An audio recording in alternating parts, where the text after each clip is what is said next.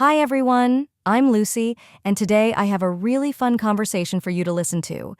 It's all about a strange and funny idiom, raining cats and dogs. Have you ever heard that before? Well, you're going to learn what it means, where it comes from, and how to use it. I think you'll find it super interesting. Plus, you'll pick up a few more cool words along the way. So, get ready to dive into this fun chat, and let's see what we can discover together. Hey Mia, come over here. I was just listening to the radio and they mentioned it's raining cats and dogs outside. Do you know what that means? I think so, Dad. It means it's raining really hard, right? That's exactly right. But do you know why we say raining cats and dogs? It sounds pretty strange, doesn't it? Yeah, it does. I always thought it was a funny way to say it's raining a lot. Why do we say that anyway? Well, it's an old phrase with quite a few theories about its origin. One of the most popular theories comes from 17th and 18th century England. Back then, people used to have thatched roofs, which are made from layers of straw and reeds. Thatch roofs? That's like those roofs on old cottages, right? Exactly. Now imagine those roofs in heavy rain. They'd get really slippery and animals like cats and dogs would often hide in the thatch to keep warm. But when it rained really heavily, the roofs would become so slippery that the animals would slip and fall off. Oh, wow. So people would see cats and dogs falling from the roofs and thought they were literally falling from the sky? That's one theory. There's another story that suggests raining cats and dogs might have come from Norse mythology. In the mythology, cats were associated with storms, and dogs were believed to represent the wind. So, when a storm was brewing with heavy rain and strong winds, it was like cats and dogs were fighting up in the sky. That's so interesting. I never thought about it like that. Are there any other theories? Yes, another idea is that it comes from the French phrase catadoupe, which means waterfall. When English speakers heard this, they might have misheard it and started saying cats and dogs. So it could be from falling animals, Norse mythology, or a French word. That's really cool. But how do we use raining cats and dogs in a sentence? Good question, Mia. You'd use it to describe a very heavy rainstorm. Like, if you were at school and it started pouring rain, you might say, "It's raining cats and dogs out there. I hope I remembered my umbrella." I get it. It's like when we were driving to Grandma's house last month and it rained so hard we could barely see the road. I could have said, "Wow, it's raining cats and dogs." Perfect example. You could also use it in a story. Imagine telling a friend, "We were at the park, and out of nowhere it started raining cats and dogs. We got soaked." That's funny. I can just picture it. So is it only for rain? Or can it mean something else too? It's pretty much just for describing heavy rain, but you can get creative with it. Sometimes people play with idioms to make jokes, like, "It's raining cats and dogs, I hope I don't step in a poodle." Ha ha ha, that's a good one, Dad. I've never thought about how these phrases come from such interesting stories. It makes learning English more fun. I'm glad you think so, Mia. Idioms and phrases like these are part of what makes a language rich and colorful. It's not just about words. It's about history, culture, and imagination. Yeah. I guess when we learn where things come from, it's like a story within a story. I think I'll try using raining cats and dogs next time it rains hard. My friends will be impressed. That's the spirit.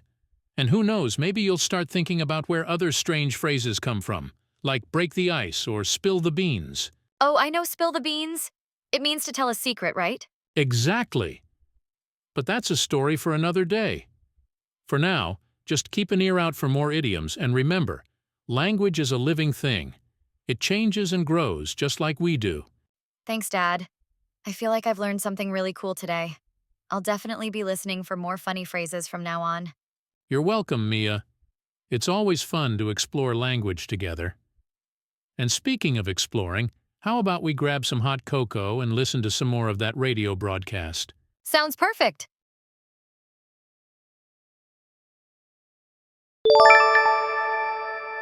Hi, everyone.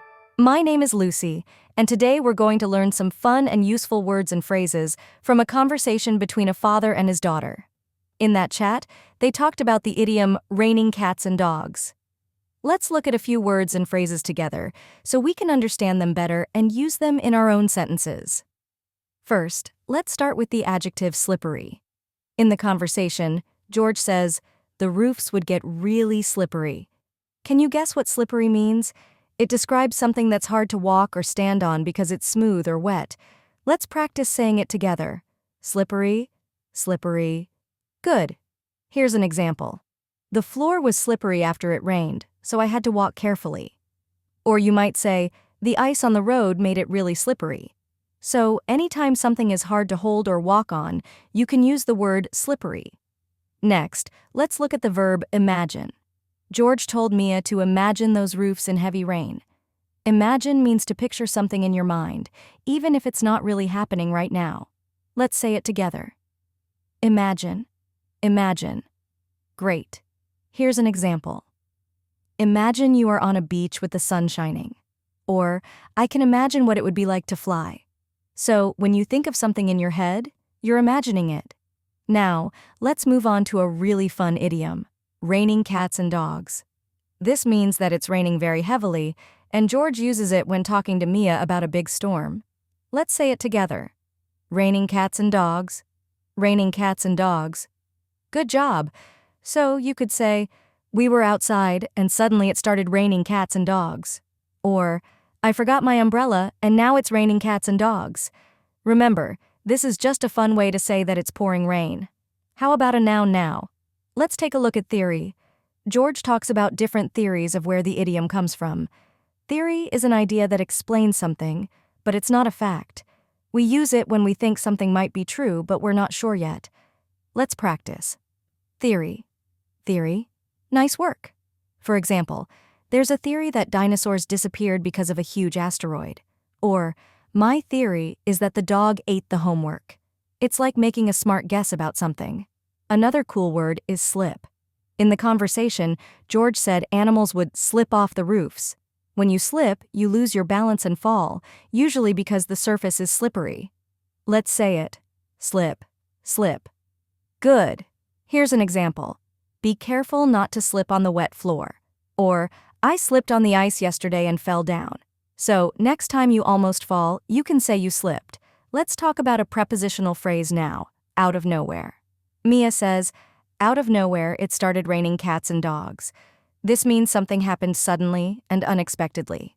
Let's practice. Out of nowhere. Out of nowhere. Great. So you can say, a bird flew out of nowhere and surprised me. Or, the storm appeared out of nowhere while we were hiking. It's a fun way to describe something that happens without warning. Lastly, let's look at the verb explore. George says, it's fun to explore language together. Explore means to look into something or learn about it in a deep way. Let's repeat it. Explore, explore. Good job. You could say, I love to explore new places on vacation. Or, let's explore this new game and see how it works. It's a way to talk about discovering or learning new things. And that's it for today. We've explored lots of fun words and phrases. If you have any questions, feel free to leave a comment or ask, and we can discuss more. I can't wait to see how you use these in your sentences. Keep exploring and have fun with your English.